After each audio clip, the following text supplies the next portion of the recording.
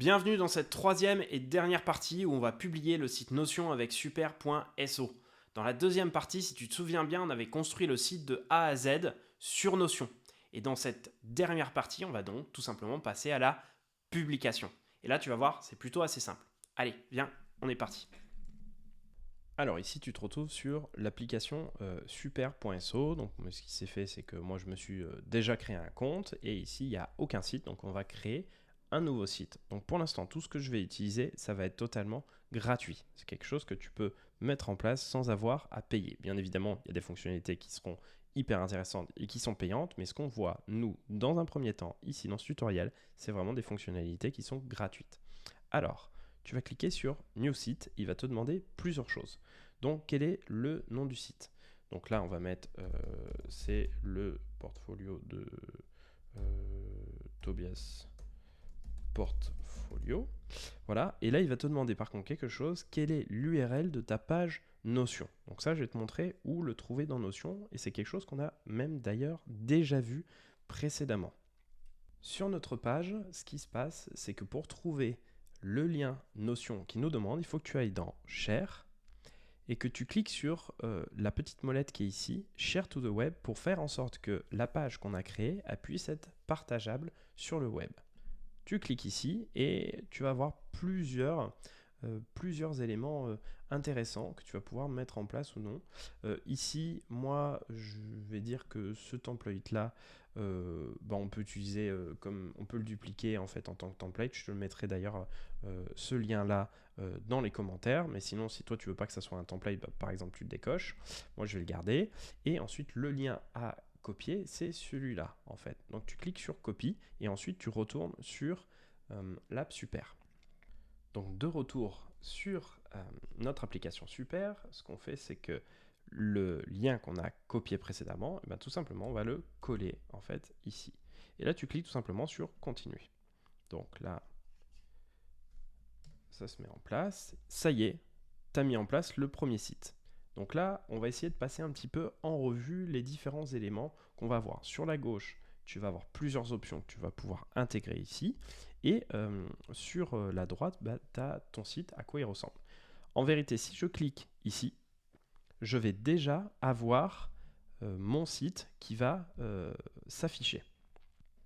Donc là, je clique dessus, hop. Ce qui se passe, c'est que déjà, j'ai le site qui fonctionne. Donc là, on le passe en revue, ça ressemble exactement à ce qu'on voulait. Mon travail, là, tu as les différentes photos, on a mis un petit peu de temps à charger parce qu'elles étaient un peu grosses, pareil, le cheval. Là, on a nos réponses, tu vois, donc notre accordéon, il fonctionne. Ici, tu peux mettre ton prénom, ton nom, ton email, et ici, tu écris tout simplement ton besoin, contact me. Bien évidemment, tout ça, on va pouvoir le changer si jamais il y a des éléments qu'on veut bien évidemment changer. Et on a également tout simplement notre menu qui est là, et toujours cette partie hidden qu'on verra à la fin. Donc là, on est plutôt pas mal, c'est exactement ce qu'on voulait. Tu as la possibilité également de voir en responsive, donc c'est-à-dire en version mobile, ce que donnerait ton site internet. Là, ce qu'on voit, c'est que ça fonctionne presque bien. Alors ça, il va peut-être falloir le changer ici. Là, tu vois, le problème, c'est que Swimming Pool, il n'est pas attaché en fait dessus. Pourquoi? Et ça, je vais te montrer pourquoi est-ce que ça fonctionne pas. Tiens, d'ailleurs, on va le voir maintenant. Swimming Pool, c'était pas attaché parce que tout simplement ce petit swimming pool, en fait, tu as vu, il prenait en fait tout l'espace. Là, tu vois la ligne bleue, alors qu'en fait, il faut qu'il soit attaché à la photo qui est en dessous. La ligne bleue, là, tu vois, elle est juste en dessous. Paf. Et là, normalement, on ne devrait plus avoir de problème.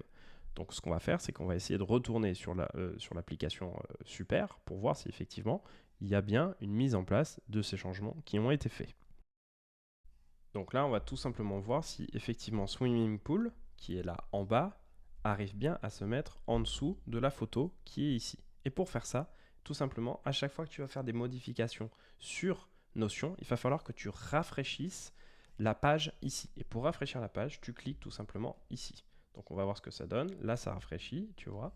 Et on va descendre et on espère que ça va être bon. Et oui, effectivement, c'est bon, puisque tu vois, Swimming Pool, ça se met bien en dessous. Donc là, à chaque fois que tu vas faire des modifications, tu n'oublies pas de rafraîchir, c'est hyper important. Pareil, ici, là tu vois que la modification, alors là tu as l'impression qu'elle a été prise, la réalité c'est qu'en fait c'est pas pris. Donc là, effectivement, tu vas recharger la page et là normalement on devrait pouvoir être bon. Donc on va essayer de juste passer rapidement en revue en fait les différents éléments. Donc là, detail, ici au niveau du SEO, et ben ici ça va être des éléments, donc c'est ce qu'on appelle la meta title. Donc là tu peux changer avec les éléments que tu veux. Pour rappel, une meta title c'est environ 60 caractères, hein, donc essaye de ne pas en rajouter plus. Tu peux changer ton IRL de la page Notion, donc là évidemment on ne va pas changer.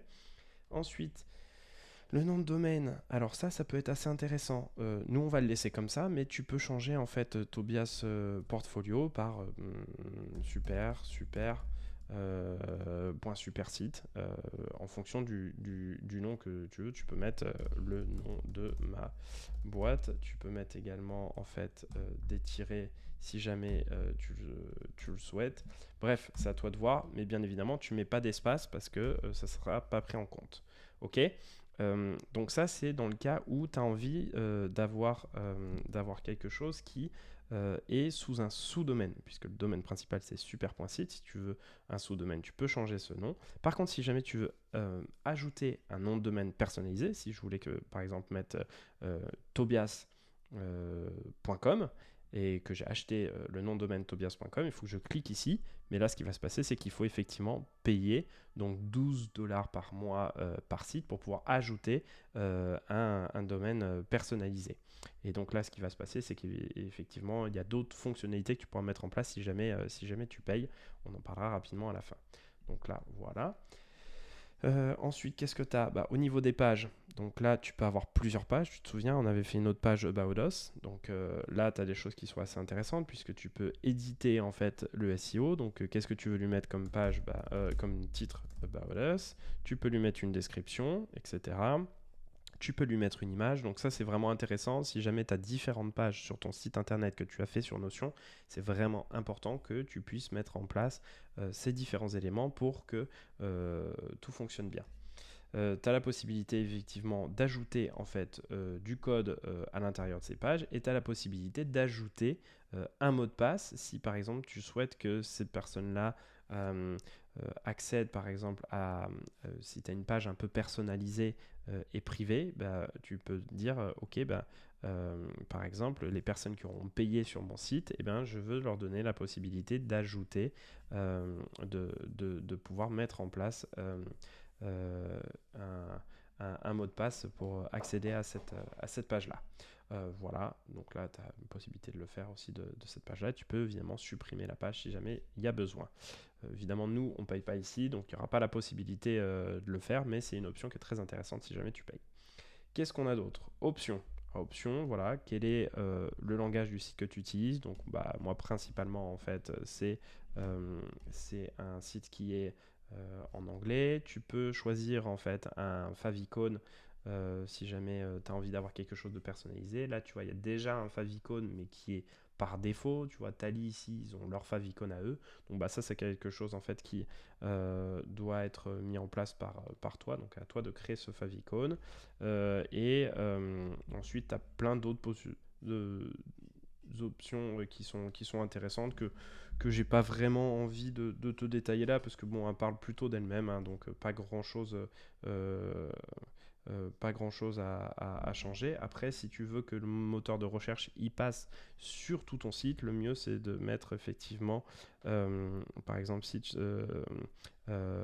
Search Engine Indexing Enable, mais tu peux le mettre en Disable si jamais par exemple tu veux pas que le moteur de recherche Google passe sur ton site et indexe ton site. Voilà, le reste, moi je donnerai la possibilité en fait je laisserai comme ça. Voilà, tu as la possibilité d'ajouter du code et tu as la possibilité de changer de thème. Alors ça c'est assez intéressant, là on a un thème par défaut, d'accord, mais tu as la possibilité également d'ajouter un autre thème. Par exemple si tu veux le mettre en dark mode, voilà, ici, on a quelque chose où tu peux l'avoir en noir. Tu as même la possibilité de mettre totalement noir. L'autre, c'était un peu noir-gris. Tu as la possibilité de mettre en neutral. Alors ça, c'est assez sympa aussi. C'est une sorte de beige. On va laisser sur défaut, mais c'est quelque chose qui t'est possible. Voilà. Et tu as la possibilité également de changer la police d'écriture de Notion. Et ça, c'est vraiment pas mal parce qu'effectivement, sur Notion, tu as très peu de police d'écriture disponible. Et là, c'est assez intéressant parce que là, évidemment, on a mis inter. Mais tu peux changer, tu vois ici, tu changes la police d'écriture, on peut mettre ça, on peut mettre ça. Moi j'aime bien cette police d'écriture là que j'avais découvert, donc je te propose qu'on garde celle-là, mais ensuite à toi de voir celle qui te conviendra le mieux. Donc voilà, là déjà on a vraiment fait un bon tour du propriétaire, faut pas que tu oublies à chaque fois de faire sauver. Et ce qu'on va faire c'est que on va également réouvrir ça pour voir si tout a été bien mis en place. Voilà, alors là par exemple il n'a pas pris, voilà, maintenant il a mis en place, alors parfois ça prend pas directement en compte les modifications qui ont été faites. Je pense que c'est notamment parce qu'il y a une sorte de mise en cache, donc ça normalement moi je fais sur mon Mac Shift Command R et ça me vide totalement mon cache et ça fonctionne après, donc t'as pas de difficulté. Voilà, donc là on est plutôt pas mal et il nous manquait finalement la partie code. Donc comment faire en sorte que l'élément qui est ici en hidden soit vraiment caché.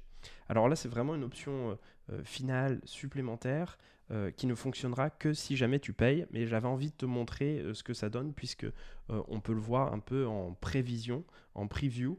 On peut voir ce que ça donne. Donc là, tu vas aller dans la partie code et on va ajouter du code dans la partie CSS.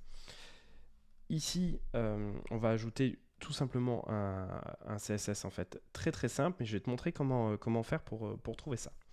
Donc, ici, on se retrouve sur la page et on aimerait bien que hidden, ici, ça soit complètement caché. Donc là, je vais faire un clic droit et je vais aller dans Inspecter. Dans la partie inspection, tu vois, elle était déjà en mobile. Dans la partie inspection, donc là, c'est cet élément-là, j'aimerais que hidden, ça soit caché. Donc en fait, ce que je vais faire, c'est que j'aimerais bien que le bloc, et non pas la classe, hein, j'aimerais bien que le bloc, ici, il soit totalement caché.